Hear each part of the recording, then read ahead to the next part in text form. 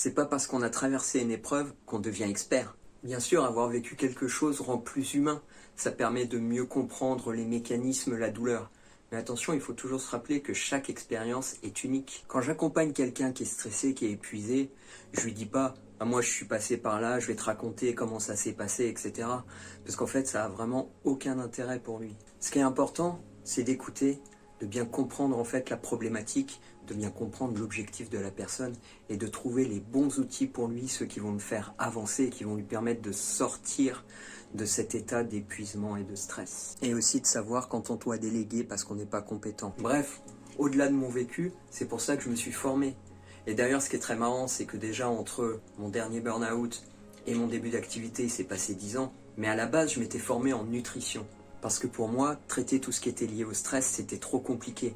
Et c'est quand j'ai fait la formation gestion du stress que je me suis dit, mais waouh, c'est génial. Et j'ai continué à me former dans ce domaine en acquérant des outils supplémentaires. Je me suis formé cette année en spirothérapie.